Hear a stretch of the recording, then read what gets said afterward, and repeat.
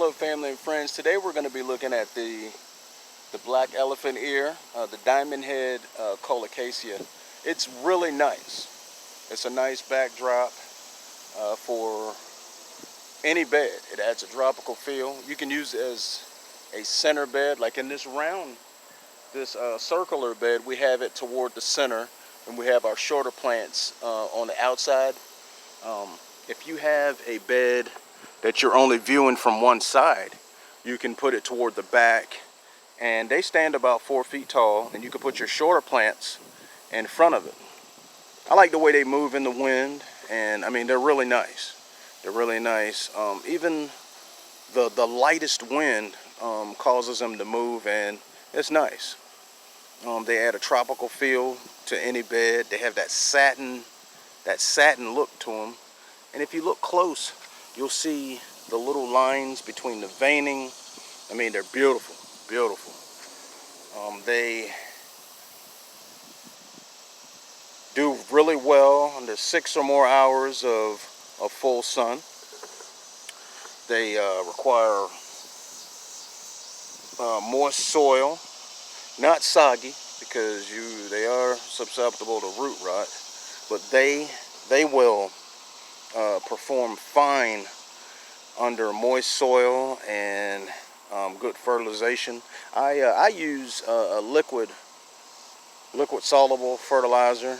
When I planted them, when I planted the other plants here in the bed, I put down some slow release fertilizer, shake and feed, and I mean, they've been doing really well. We cut them back before frost. You can let them stay in the bed until frost, but I prefer to cut them before the frost because it's not as messy an ordeal to to get rid of the foliage and stems, because after frost they get really mushy. You see this indentation here in the middle of this leaf? That indicates that you have to water these. They really do well in moist soil, not soggy. You want to fertilize these probably every 2 weeks. I haven't been fertilizing as much because with the other plants in here, I fertilize them with shake and feed, which is a slow release fertilizer that every time it rains or they get watered, the elephant ears get fertilized as well. And I use a liquid soluble fertilizer on them, the Miracle-Gro liquid soluble, and hey, they've been doing good. This is their 3rd year. In the fall, I cover them up. Well, at first frost, I cover them up with leaves, and they come back in the late spring or early summer. We're in zone 6, and yeah, they do fine. They overwinter with just being covered with leaves. I also have mums in here that have to be cut back. There's a few in here that are spent. We'll be cutting those back to direct the nutrients to the other buds. See all those little yellow dots? Those are flowers that are going to be opening up. Yeah. Ordinarily, I would take time to pull the weeds and everything in the bed before showing it. But today, I just had to get this because I don't know how this is going to be looking after the storm comes through. We have a storm like south of us heading this way. So this is the right time to take a look at this bed and see what's going on. We have the sun patients in here. We have the magenta sun patients and the white sun patients here. I don't have the tags to them, but they did really well through the summer. And this green and black elephant ear that's here was actually pulled up accidentally while I was pulling weeds in this other bed. And once I pulled it up, I said, well, I may as well just put this in another bed. So here we are. I love it, but I am going to end up moving that because it hides plants. You know, for this particular bed, we wanted the black elephant ear to tower over the pot, and we have the osteos and portulacas here with the salmon color. You have that pink and salmon color there with the orange to yellow center, and they just open up in the sun, and they're showing off right now and doing good. This bed is just really showing off. We just have a few weeds here and there, and some of the mums look a little stressed, but that's part of gardening. You know, you learn as you go. We had a lot more blooms on the osteo in this pot here, but both of these plants are fertilizer hogs. And let's see, we have this one bloom up top, but I know next time either fertilize more often or just have the osteo in a different spot, because I'm definitely using portulacas in that pot for next year because they trail nicely and they add a nice pop of color in your bed. We have a lot of cool colors here, the whites and purples and pinks, and the elephant ears just add a nice tropical feel to the bed. These escalentas here with the variegation,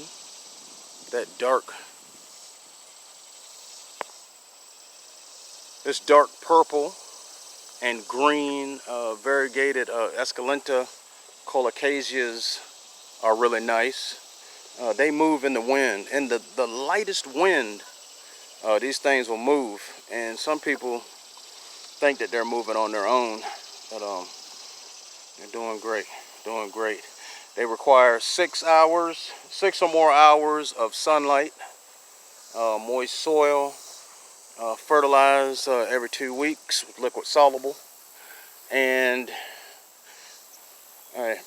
they will perform. We have the upright elephant ears here with just this green, this glossy green leaf here. Also has the variegation between the veining here. Beautiful, beautiful.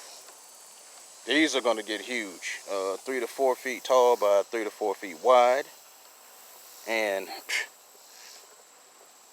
they deserve their own bed. They deserve to be a centerpiece in their own bed. I'll probably transplant those when the temperatures are suitable, but right now it's been in the 90s.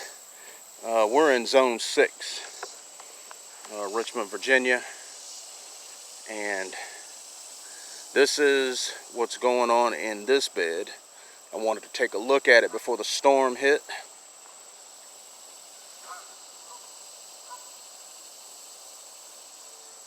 And I'm really happy with it. Really happy with it. Here, I got my fire pit back there in the background being worked on. This is I'm really happy with this bed. Really happy with it. So I'm gonna let the impatiens go as long as they can. Gonna let everything go as long as I can and figure out what's what in this bed. The mums, those are my anchor plants because they're there all year round. They have beautiful blooms in the fall and winter, and during the warm months, the spring and summer, they look like little hedges. You keep them pruned and watered, and the diamond heads are just continuously moving in the wind. Love them. I don't know how good you could see these right now, but they are really showing off.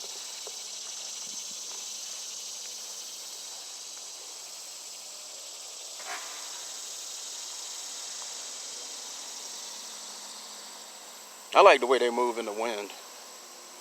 Every once in a while when the wind comes through, sometimes one or two will move without the other ones. And some people think that they're moving on their own. It's a nice tropical plant. Love them. Well, I just wanted to look at this bed before the storm came through. Hopefully the next time I do a video I'll have less weeds in it. But sometimes your flowers will take the attention away from the weeds. But I like a nice weed-free bed with mulch. You know, ordinarily I would have mulch on these outer edges here, but I just wanted to get a look at it before the storm came through, and I'm glad I had this opportunity to do this. Thanks for watching. If you haven't already subscribed, subscribe to the channel. Absolutely free. And hit the notification bell so that you know instantly when the videos have been posted. Enjoy your day.